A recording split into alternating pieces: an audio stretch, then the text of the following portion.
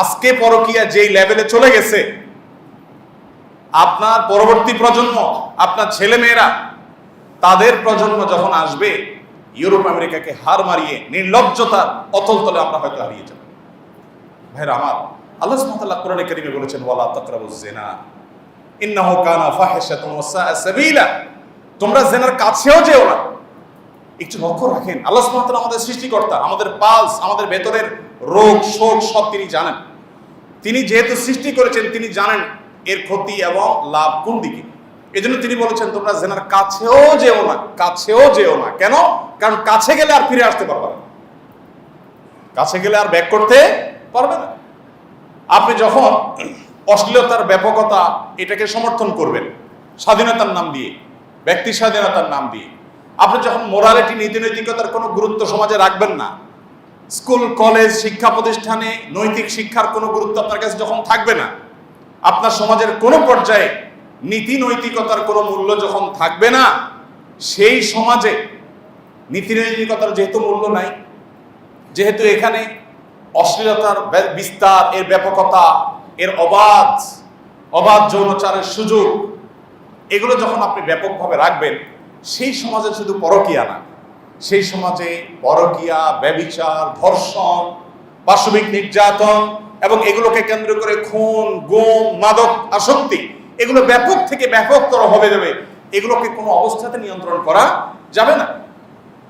আমাদের এক শ্রেণী ভাইরা বলে যে আমাদের মনটা ঠিক করলে সব ঠিক হয়ে যাবে। আমি তাদেরকে বলতে চাই, পৃথিবীর এই সমস্ত মুখরোচক স্লোগানের প্রবক্তা যারা, সেই ইউরোপ আমেরিকার মেয়েদের অবস্থা কি, শুধু গুগলে সার্চ করলেই দেখবেন। আপনাকে দূরে কোথাও যেতে হবে না, আপনি অনলাইনে একটু ঘাটাঘাটি করেন, যে অফিস আদালতে, কর্মস্থলে, সব জায়গায় মেয়েরা কি পরিমাণ নিগৃহীত, নির্যাতিত, পাশবিক নির্যাতনের শিকার হয়, রেশিওটা কি একটু জানার চেষ্টা করেন। তারা তো অনেক শিক্ষিত, তারা তো অনেক ভদ্র আমাদের চাইতে, তারা তো আমাদের চাইতে অনেক দিক থেকে আসলেই এগিয়ে আছে। তাদের অনেক ম্যানার্স অনেক সুন্দর, অনেক ভালো, যেগুলো আমাদের মুসলমানদের মুখে আছে, কাজে নেই। এদিক থেকে তারা আমাদের চাইতে অনেক এগিয়ে আছে। সেগুলোকে আমরা স্বীকার করা সত্ত্বেও এই বাস্তবতাকে আমরা অস্বীকার করতে পারবো না যে তাদের সমাজে পর্যন্ত নারীদের পাশবিক নির্যাতনকে কোনোভাবে তারা ঠেকাতে পারছে না। এর অন্যতম কারণ হলো যে আমরা সবাই মনগুলোকে ভালো করে ফেলবো আর তাহলে জগৎ ভালো হয়ে যাবে। এটা সঠিক কথা নয়। আমাদের মনগুলোকে ভালো করতে হবে। এই সমস্ত অন্যায় অবিচারের জন্য এর মূল কাজ এটাই, এগুলোকে নিয়ন্ত্রণ করার জন্য। আর পাশাপাশি অশ্লীলতার ব্যাপকতা, এটাকে রোধ করতে হবে। এটা যদি আপনি রোধ না করেন, তাহলে কোনোভাবে আপনি এই ভয়াবহতা থেকে বাঁচতে পারবেন না। সম্মানিত উপস্থিতি, সোশ্যাল মিডিয়ার আজ এটার কল্যাণে অকল্যাণে যেই বলি, আমাদের সবার হাতে হাতে স্মার্টফোন, এবং এটাতে আমরা এই পরিমাণ বুঁদ হয়ে থাকি যে মানুষ নিজের অজান্তে এমন এমন জায়গায় চলে যাচ্ছে আর ব্যাক করতে পারছে না। আপনারা ইমো একটা অ্যাপ্লিকেশনের কথা জানেন, মোবাইল অ্যাপের কথা জানেন। আমার মোবাইলে এটা সাপোর্টই করে না, আল্লাহ শুকর, যার কারণে কেউ এটাতে আমাকে ফোন করে না পাইলে বলি, ভাই আমার মোবাইলে এটা সাপোর্টই করে না, আমার সেটা আল্লাহ বাঁচাইছে।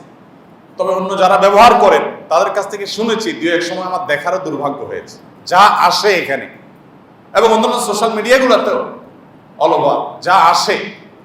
একটা আপদমস্তক ফেরেশতা মানুষও মুহূর্তের ভিতরে তার মনটা নষ্ট হওয়ার জন্য যথেষ্ট হয়ে যায়, আর কিছু দরকার হয় না।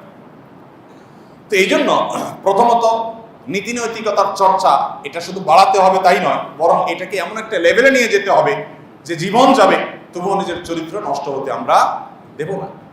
নবী করিম সাল্লাল্লাহু আলাইহি সাল্লাম এমনি বলেন নাই সেই 1400 বছর আগে, মাইয়াজমান লিমা বাইনা লিহিয়াইহি ওয়া মা বাইনা রিজলাইহি আযমান লাহুল জান্নাহ।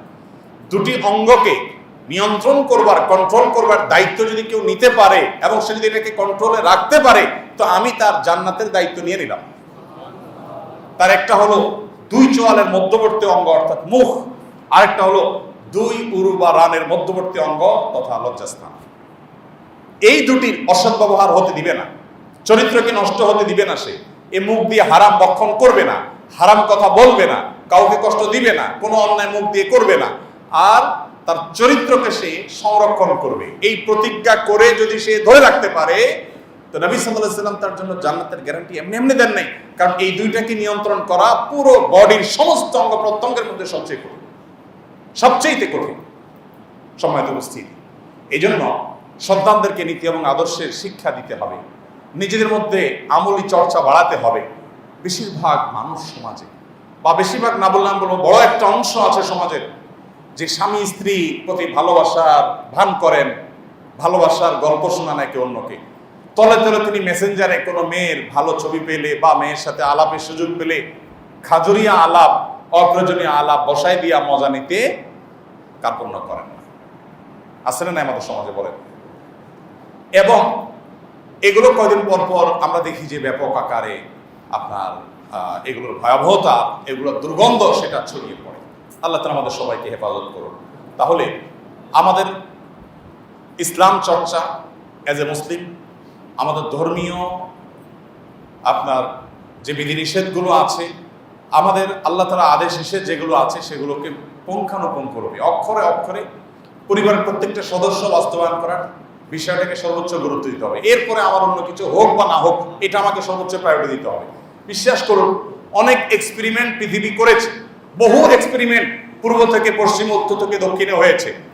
কোন এক্সপেরিমেন্ট নারীর প্রতি অত্যাচার, অবিচার, পাশবিক নির্যাতন, ধর্ষণ, জুলুম ঠেকাতে পারে নাই, পারবেও না। আপনি সবকিছু ওপেন করে দিবেন, অশ্লীলতার অবাধ সুযোগ করে দিবেন, আর বলবেন না আপনার সবাই নিজেদেরকে নিয়ন্ত্রণ করেন। অসম্ভব, এটা কোনো দিনই হবে না। মানুষ যদি খুব বেশি ভদ্র হয়ে যায়, তাহলে হয়তো সে আপনাকে প্রকাশ্যে ইফটিজিং করবে না, অন্যায় করবে না, কিন্তু সে মনে মনে ঠিকই অন্যায়টা করবে। আর জন্য নবী সাল্লাল্লাহু আলাইহি ওয়াসাল্লাম বলেছেন, জেনা শুধুমাত্র সরাসরি জেনা করলে জেনা হয় না, জেনা মনে মনেও হয়, জেনা চোখ দিয়ে হয়, জেনা মুখ দিয়ে হয়, জেনা কান দিয়ে হয়। আপনি কানে অশ্লীল কথা শুনলেন, এটা কানের জেনা। আপনি চোখ দিয়া অশ্লীল জিনিস দেখে মজা নিলেন, এটা চোখের জেনা। আপনি মনে মনে জল্পনা কল্পনা করলেন খারাপ কিছু, এটা মনের জেনা। ভাইরা আমার, আপনি দেখবেন শীত কিংবা গ্রীষ্ম, পৃথিবীর প্রতিটা প্রান্তেই প্রায় আজকাল মেয়েরা খোলামেলা পোশাকে চলবে, এটাই যেন স্বাভাবিক। কেন ভাই, ছেলেরা একটু খোলামেলা পোশাকে চলতে পারে না? কি বলেন? চলে, কিন্তু সেটা পার্সেন্টেজ কত? 2-3% হবে। আপনি দুবাই চলে যান, আপনি ইউরোপিয়ান দেশগুলোতে চলে যান, আপনি আরো বিভিন্ন দেশে, চায়না চলে যান, যে সমস্ত দেশগুলোতে আপনার এগুলো একটু বেশি, সেগুলোতে চলে যান, পুরুষকে দেখবেন যে স্বাভাবিক ড্রেসে আছে, বাট ভদ্র মহিলা তিনি স্বাভাবিক ড্রেসে নেই, তিনি শর্টকাট করে ফেলছেন। মানে করতে করতে করতে এর চাইতে শর্টকাট করার সুযোগ নেই, সেই লেভেলে চলে যাচ্ছেন। কেন ভাই?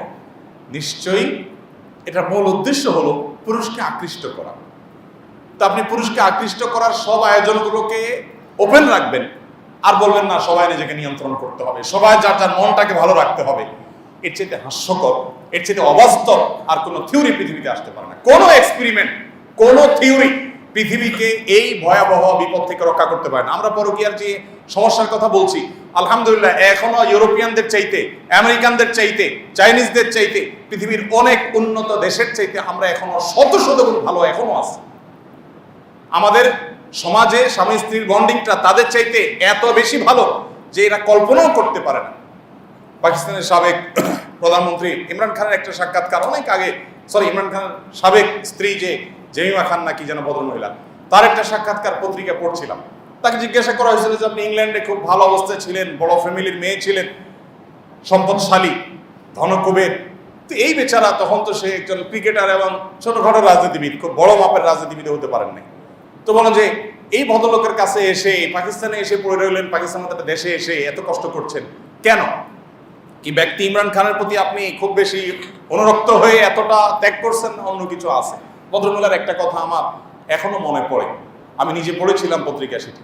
তিনি বলেছিলেন যে মুসলমানদের মধ্যে স্বামী স্ত্রীর মধ্যকার যে বোঝাপড়াটা, যে ভালোবাসাটা, এটা আমরা আসলে আমাদের দেশে, আমাদের সমাজে এগুলো কল্পনাও করতে পারি না।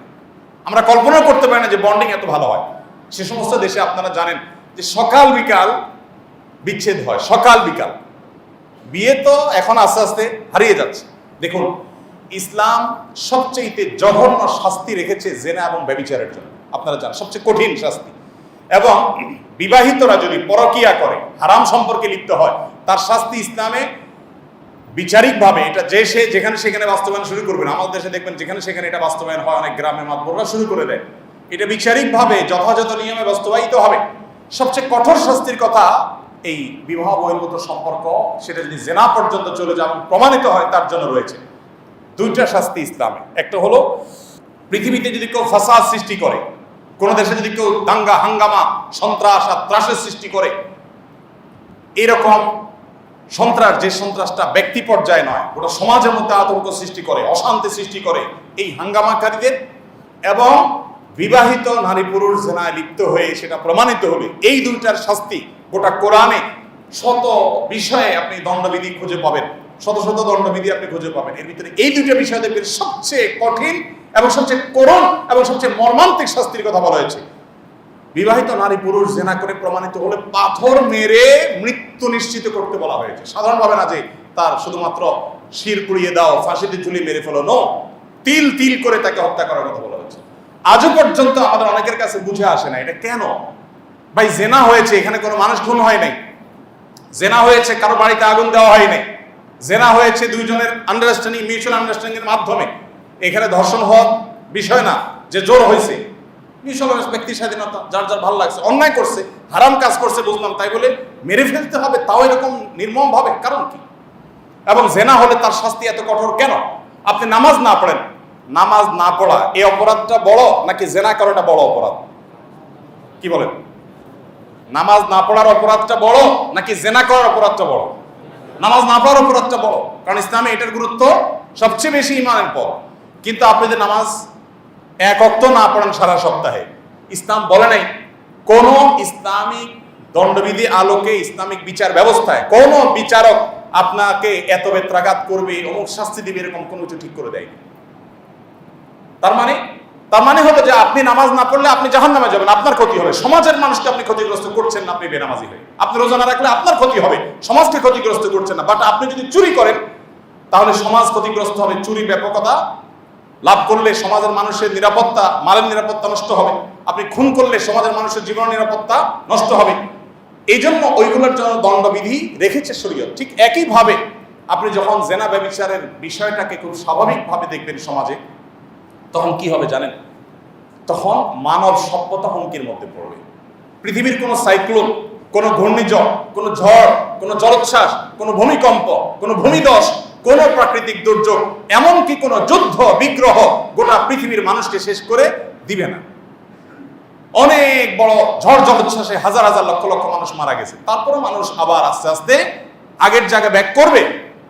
কিন্তু যদি ব্যভিচারের ব্যাপকতা হয়, বিবাহ বহির্ভূত সম্পর্কের ব্যাপকতা, এটা যদি সমাজে সৃষ্টি হয়, কি হবে? মানব সভ্যতা পৃথিবী থেকে হারিয়ে যাবে। কিভাবে হারিয়ে যাবে? আমার সময় নেই, খুব সংক্ষেপে যদি আমি বলি, হারিয়ে যাওয়ার যে চিত্রটা সেটা এরকম হতে পারে। আমি এর আগে বারবার বলেছি, আপনারা যদি চায়নার দিকে তাকান, আমি নিজে কয়েক দফা বাংলাদেশের প্রথম সারির একটা টেলিভিশন চ্যানেলের একটা রিপোর্ট দেখেছি ইটালির কথা, আরো নির্দিষ্ট করে অনেক দেশের নাম বলতে পারবো, সেটা আমি আর লম্বা করতে চাচ্ছি না। এসব দেশগুলোতে সরকার সবসময় প্রণোদনা দিয়ে মানুষের জন্মের হার কোনোভাবেই স্বাভাবিক করতে পারছে না, এবং যে পরিমাণ তাদের কাজের লোক দরকার একটা দেশ চলার জন্য, সে পরিমাণ কাজের লোক নাই, মানুষের জন্ম হচ্ছে না। আমি কি বোঝাতে পেরেছি? চায়নার মতো দেশ, এত মানুষ, সেখানে উন্নত অনেক দেশ আছে, সেখানে এখন সন্তান জন্ম দিলে বাবাকে গিফট, মাকে গিফট, সন্তানকে গিফট, প্রণোদনা, টাকা পয়সা কি চাই সব দিবে, তাও সন্তান জন্ম দাও। বাট সন্তান জন্ম হচ্ছে না। কারণ কি জানেন? একটাই কারণ, আর কোনো কারণ না। সেটা হলো বিবাহ বহির্ভূত সম্পর্ককে সেই সমাজগুলো স্বাভাবিক করে ফেলেছে। এর ফলে কি হয়েছে? এর ফলে সন্তান জন্ম দেওয়ার প্রবণতা মানুষ হারিয়ে ফেলেছে। এগুলো মানুষের দরকার হয় না, কেন সন্তান জন্ম দিতে যাবে? এই ঝামেলা কেন যাবে? তার দরকার মিউচুয়াল আন্ডারস্ট্যান্ডিং এর মাধ্যমে তার সেক্সুয়াল চাহিদা পূরণ করা, সেটা তো হয়ে যাচ্ছে। কেন সে সন্তান বিয়ে করতে যাবে? বিয়েই তো করতে যাবে না। যে যার সাথে যখন ইচ্ছা তখন ডেটিং করতেছে, লাইফ পার্টনার চেঞ্জ করতেছে, দরকার হচ্ছে না। আপনি এর বিপরীতে মুসলমান সমাজ দেখেন, সারা পৃথিবীতে এই সমস্যাটা বড় কোনো পর্যায়ে নেই। আমাদের বাংলাদেশে জন্মের হার কমতে কমতে এমন একটা পর্যায়ে আসছে, প্রেডিকশন আপনারা অনেকে জানেন, অনলাইনে খুঁজতে পাবেন, যে ভবিষ্যৎবাণী বলছে যে এই হার যদি চলতে থাকে তো আর কয়েক যুগ পরে ঢাকা শহরে ফ্ল্যাট ভাড়া নেওয়ার মতো পরিবার, ফ্যামিলি আপনি খুঁজে পাবেন না, খালি থাকবে। অলরেডি কমছে, সেটা আরো যেখানে গিয়ে থামবে। তো আমরা এখনো তাদের ছেলে বহুগুণ ভালো আছি, বাট আমরা আস্তে আস্তে ওদিকে যাচ্ছি, কারণ আমরা পশ্চিমাদের ভালো গুণগুলো নেই না। তাদের কুকুর যদি রাস্তায় পায়খানা করে, তারা গাড়ি থেকে টিস্যু নিয়ে সেটা তুলে নিয়ে ডাস্টবিনে ফেলে, আমরা তাদের ভালো গুণটা নেই না। আমরা তাদের যত খারাপ গুণ আছে, আমাদের মিডিয়াগুলো দেখবেন, ওদের দেশের বেহায়াপনাকে এখানে আমদানি করবে, ওদের দেশের অশ্লীলতাকে এখানে আমদানি করবে, ওদের দেশের পরকীয়কে এখানে আমদানি করবে, ওদের নাটক সিনেমাকে এখানে আমদানি করবে, ওদের ভালো গুণগুলোকে এখানে আমদানি করবে। সময় তো উপস্থিতি মানব সভ্যতা হারিয়ে যেতে পারে, কারণ আস্তে আস্তে যে মানুষ জন্মের হার যখন এভাবে কমতে থাকবে এবং মানুষ বিবাহ থেকে সরে যাবে, বিবাহের দরকার কি আর, বিবাহ করবে না। বিবাহ তো ঝামেলা, হ্যাসেল, টাকা পয়সা, কমিটমেন্ট, এটা বিশাল ব্যাপার। আপনারা জানেন যে উন্নত দেশগুলোতে অনেক দেশে আইন আছে যে আপনি বিবাহ যদি একবার করছেন তো এমন ফাঁসা ফাঁসবেন যে এরপর আপনি তালাকও দিতে পারবেন না। ওই ভদ্রমহিলা টর্চার করবে, সহ্য করে যেতে হবে, কারণ তালাক দিলে আপনার অ্যাসেটে অর্ধেক দিয়ে দিতে হবে তাকে। আছে না অনেক দেশে আইন, এ ভয় বিয়েও করে না। ইসলাম এত সুন্দর জীবন ব্যবস্থা যে না, আপনি বিয়ে যেমন করবেন উৎসাহ দেয় ইসলাম, যদি আপনার অসহনীয় পর্যায়ে আপনি চাইলে বিচ্ছেদও যেতে পারেন, তাহলে সম্পদের অর্ধেক দিয়ে দিতে হবে না, তবে হ্যাঁ তার প্রাপ্য যেটা সেটা ঠিকই বুঝিয়ে দিবেন। আল্লাহ তাআলা আমাদের সবাইকে এই ভয়াবহতা উপলব্ধি করার তৌফিক দান করুন। এই ভয়াবহ ব্যাধি থেকে আমাদের সমাজকে আল্লাহ তাআলা রক্ষা করুন। আমাদের দ্বীনি চর্চা বাড়াতে হবে, অশ্লীলতা থেকে নিজেদেরকে সরাতে হবে, চোখগুলোকে নিয়ন্ত্রণ করা, আত্মনিয়ন্ত্রণ করা শিখতে হবে এবং গোটা সমাজকে বাঁচানোর চেষ্টা করতে হবে। আজ আমাদের স্কুল কলেজগুলোতে, আমাদের শিক্ষা প্রতিষ্ঠানগুলোতে পর্দা করার জন্য পারমিশন নেওয়ার প্রয়োজন হয়, কিন্তু অশ্লীলতার জন্য কোনো পারমিশনের প্রয়োজন, যার যা খুশি সে পড়তে পারে, সেটা নিয়ে কোনো মাথা ব্যথা নেই। কিন্তু হিজাব বা পর্দা করলে সেটা নিয়ে বহু মানুষের মাথা ব্যথা হয়। ঢাকা বিশ্ববিদ্যালয় কেন হয়েছে, কারা করেছে, কাদের জমিতে হয়েছে, আপনারা সবাই কম বেশি জানেন। আমি অনলাইনে একটু সার্চ দিয়ে দেখলাম যে বিশ্ববিদ্যালয়ের উদ্যোক্তারা কারা ছিলেন, কি ছিলেন। আমি তাদের ছবি দেখে অবাক হয়ে গেলাম যে ইয়া বড় চাপদাড়ি, কি সুন্দর ড্রেস, মাথায় টুপি, পাক্কা মুসলমান। মুসলমানদের উন্নতির জন্য ইউনিভার্সিটি করা হয়েছে। আজকে সেখানে আজকে মুসলমান মেয়েরা পর্দা করলে আর তারা ইউনিভার্সিটি পড়তে আসে কেন, তারা বাসা বসে থাকুক, সেখানকার কুলাঙ্গার টিচাররা বলে। কত বড় দুঃসাহস আর নির্লজ্জা আপনি চিন্তা করেন।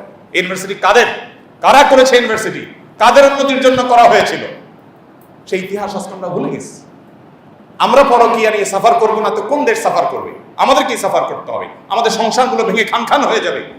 চোখের পানি স্বামী এক জায়গায় ফেলবে, স্ত্রী আরেক জায়গায় ফেলবে, এরপরে আসবেন হুজুরের কাছে দোয়ার জন্য। এটা দোয়ার কাজ না, সব ধ্বংস করে দিয়ে এরপর দোয়া নিতে আসলে কাজ হবে না। আল্লাহ তাআলা আমাদের সবাইকে এই ভয়াবহ ব্যাধির ব্যাপক ক্ষয়ক্ষতি করে অনুধাবন করে সেখান থেকে বাঁচার তৌফিক দান করুন।